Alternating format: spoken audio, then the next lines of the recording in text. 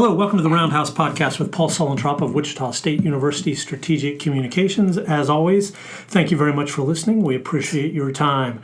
Our guest today is Wichita State women's basketball coach Terry Nooner.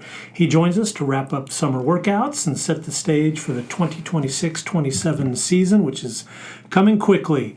Terry's roster consists of 12 newcomers, 5 freshmen, and 7 transfers. We'll talk about that. WSU also has 2 new assistant coaches, Melanie Balcom and Rachel Swartz, with Brooke Costley remaining as assistant coach and recruiting coordinator. The Shockers play Newman in an exhibition game on October 28th. They open the season at Kansas State on November 2nd. Home opener is November 10th versus Missouri State. Terry, take us through the summer. What were the top goals? I think the biggest goals for the summer, we had 12 new players. So obviously you want to establish a culture. You want to have a big-time focus on your core values and our culture and the way that we do things, especially having, 5 of the new people being freshmen, but just teaching them the way that we do things, our culture, how things are structured around here, what practices look like, what weights and conditioning looks like, and then also try to start putting in our offensive principles. Did you have any fun team-building exercises? Did you find out who was the best ping pong player or anything entertaining like that? So we did, we had a bunch of game nights and stuff out of my house. We also did a deal where we read the book One Word as a team. And so everybody had to come up with their one word, and we did a cool exercise in my house where everybody had their words.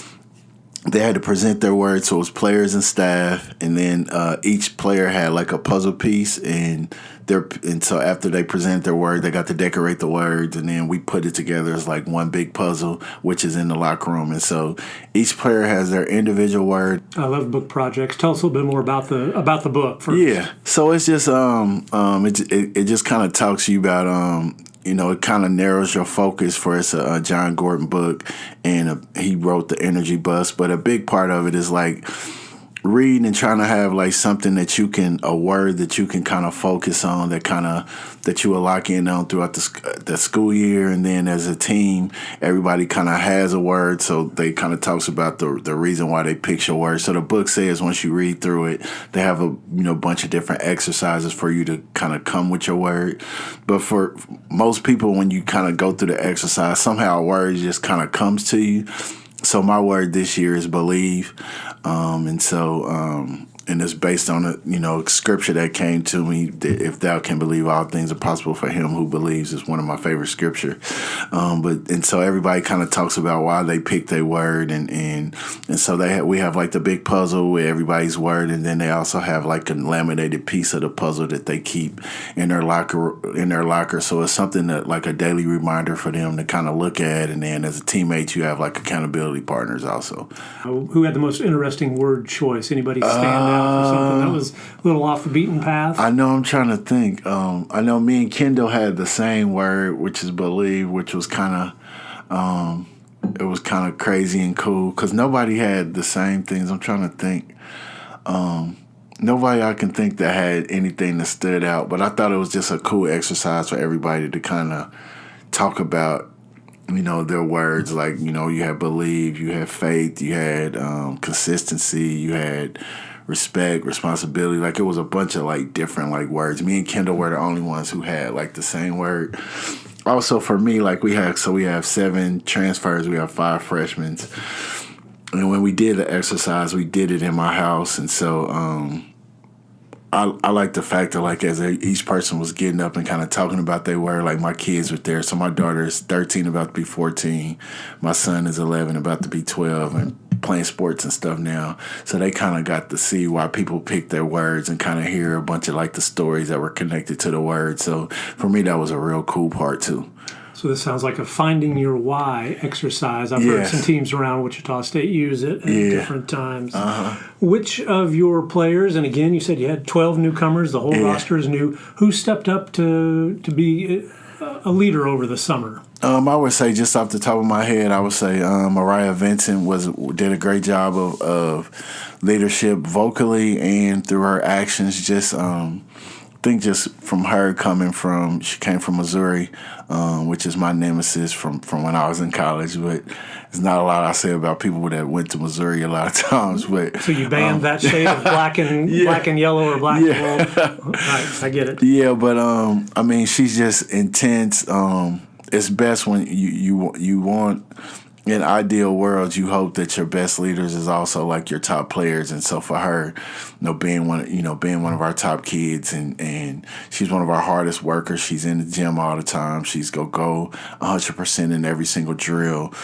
But she's also just she's just a great connector. Like she connects with every single person on the team, and she has a unique way of being able to get on people and challenge people and push people without them taking it in a personal way. And I think that's just because of her being able to connect with people off the court. So Ma'Riya Vincent, I would say, did a great job in leadership. I would also point to Mari Milton, who's a freshman, who, surprising just with her work ethic and conditioning and just kind of like leads by example, always do the right things, works hard, and she has the respect of her teammates from a talent standpoint and from her work. Like it was a lot of days, like it was stretches where we didn't, we were point guards are hurt and she was the only one and didn't get a lot of subs and so stuff like that, I think you can gain respect from your teammates just from your work ethic and not looking for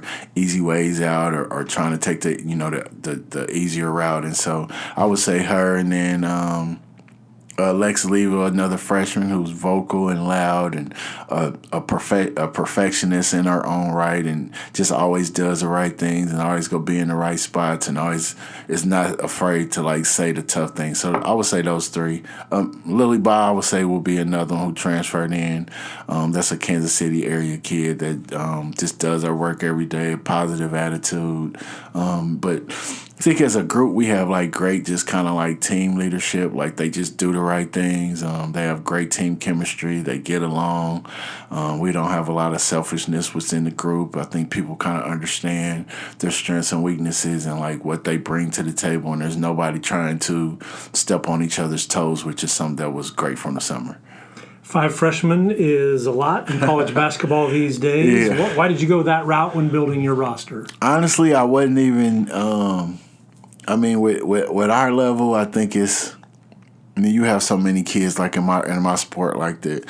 A lot of players like their dream is to play at the Power 4 level, and I understand it. I played there. I played there. I coached there, and I get it.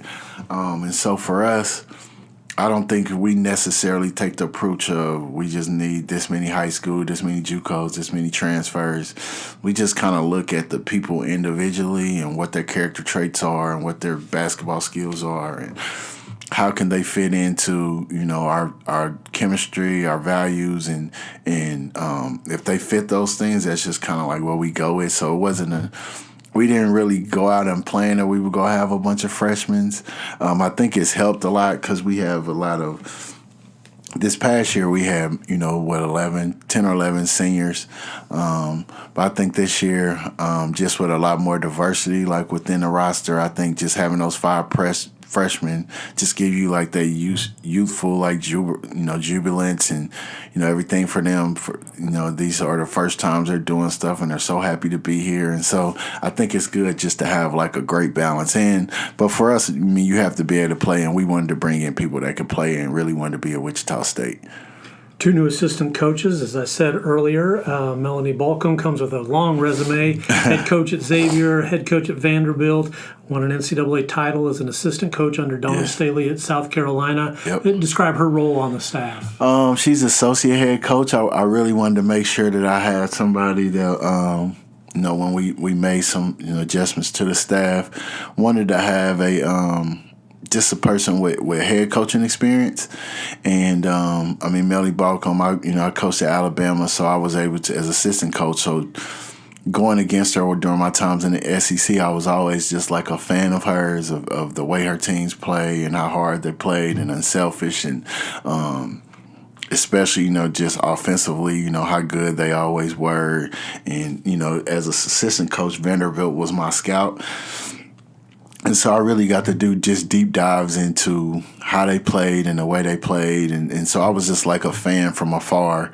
And once we made changes, I had a close mentor of mine who's in the business, who was close with her, who, just gave me her information and asked if she would be interested in getting back in. And our first time we spoke, we were on the phone for like 2.5 hours, and it was just basketball and adjustments and programs and, what I was looking for, what things she brings to the table. And so I think just having somebody with so much experience as a head coach and has won at the levels that she's won at, I think those are like really the biggest keys. And so she will primarily be, running our offense, but she's not an offensive coach by no means. Like, she's a head coach who just runs the offense. And so just somebody who I can always bounce ideas off of, and she, come by, she can tell, she's been through all the things that I'm going through. And so, just having a person as an ear who's kind of, who's been in this chair and understands the pressures and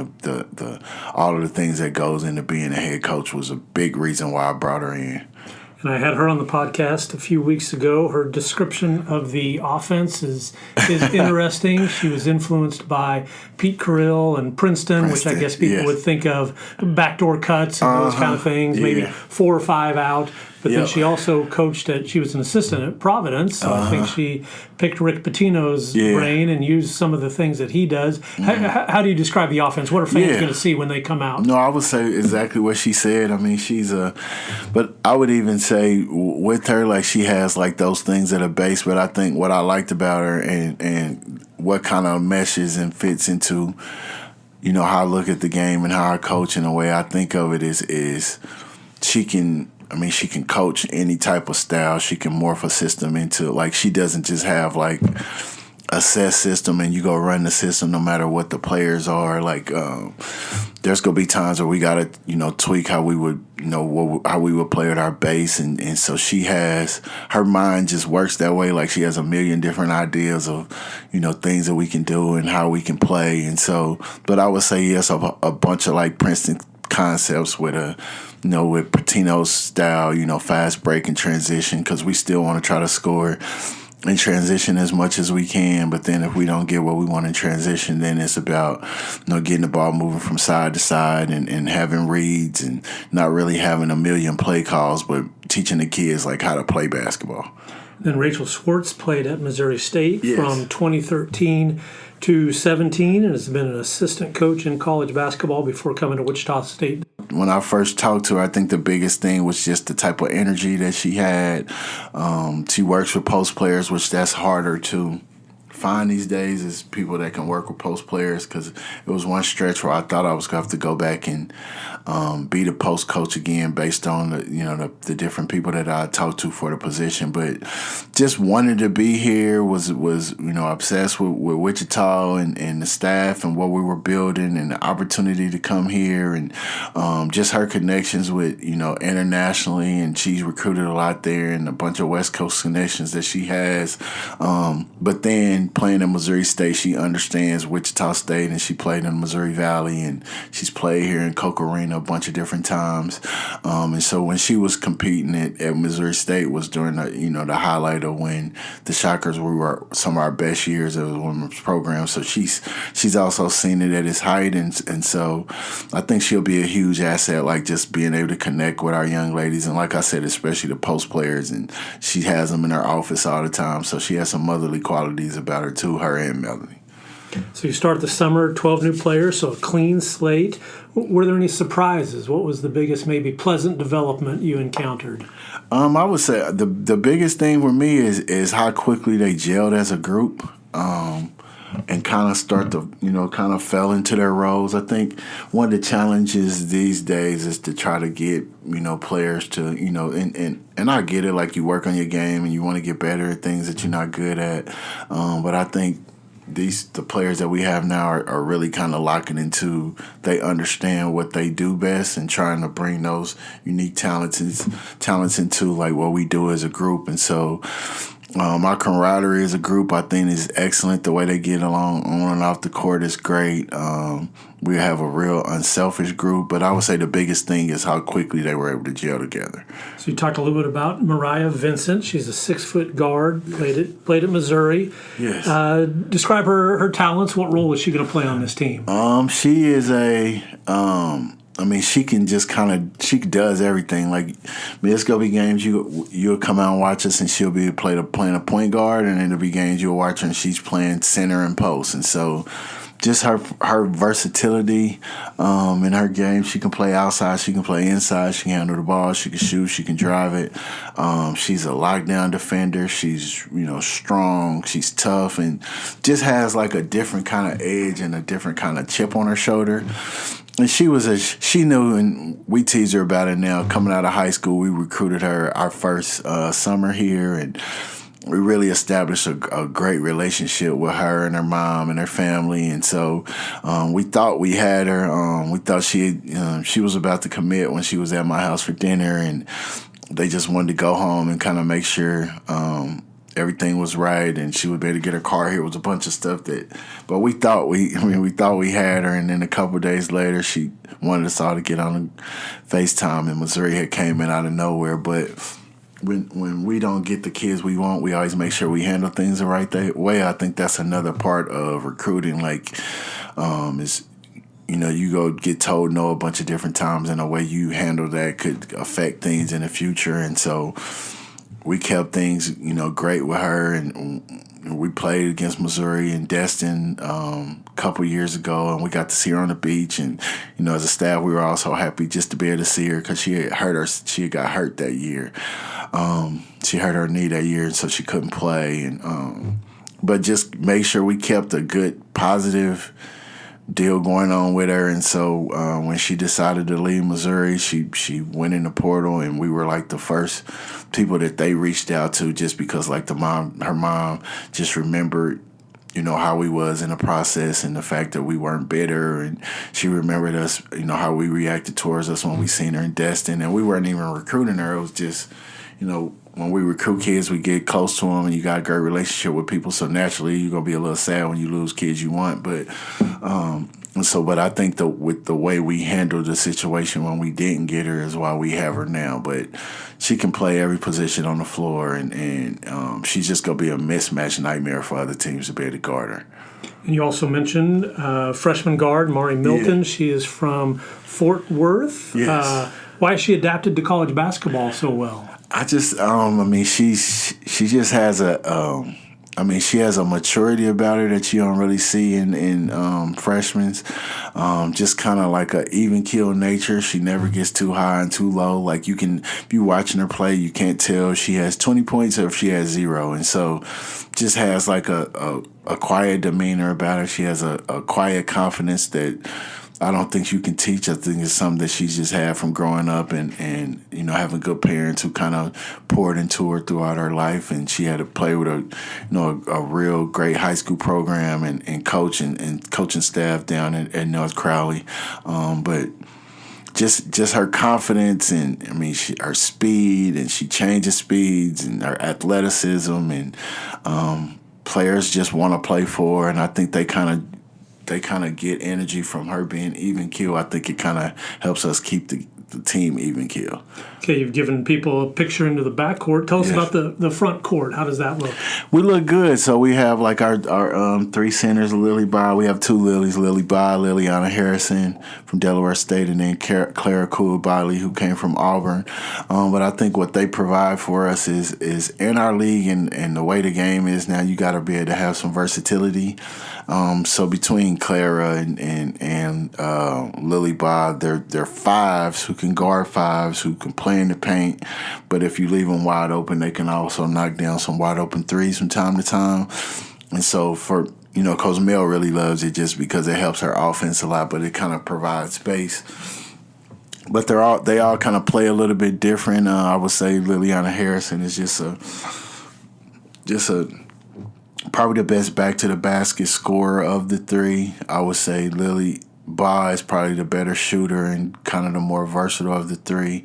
And then just with Claire Koulibaly, just with her SEC experience and athleticism and running the floor and rebounding and transition and her physicality, just as you look at her, like those are the kind of bodies that you're going to need for the American Conference.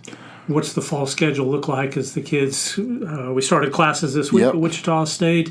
They're back on campus. When do you start getting back and practice? You're already practicing, I think, yes. We started yesterday. And so right now, as we kind of ease into it, we're going, because we're in the 8 hours a week part of the schedule for the first, I think, we're 8 hours a week until September 20th, and then that's when our 20 hours, like the normal kind of practice regimen starts. So we've broken it down where we go on the court 3 days a week, Monday, Wednesdays, and Fridays, and then they will be doing strength and conditioning with Coach Jasmine 4 days out the week. So that'll be like, I think it's like Monday, Tuesday, Thursday, and Friday or something like that. And so kind of combining court work with strength and conditioning stuff on the court. The week before our 20 hours a week, we'll have like a 5-day early morning boot camp. Just a bunch of defensive and toughness drills, just kind of set the stage as we move into the season. We're also going to do a fall reading.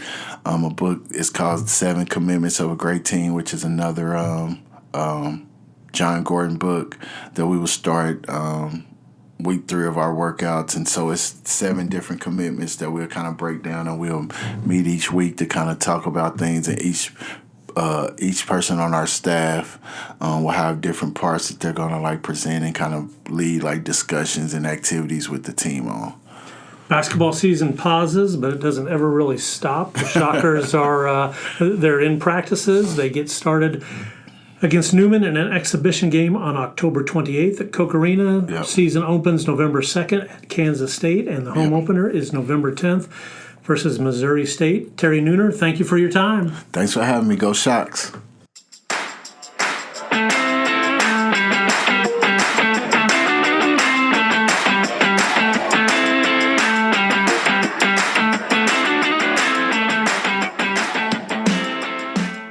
Thank you for listening to the Roundhouse podcast, courtesy of Wichita State University Strategic Communications. We encourage you to rate, review, and subscribe wherever you get your podcasts. You can find more Roundhouse content at GoShockers.com. She's just one of those players who could be a game changer, though. With one swing of the bat, she can send it over the fence. We've seen her do it time and time again. Is she due?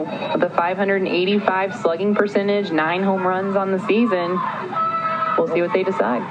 Swinging away in a drive to center. Are you kidding? Another walk-off. It is! Ball game. Wichita State wins.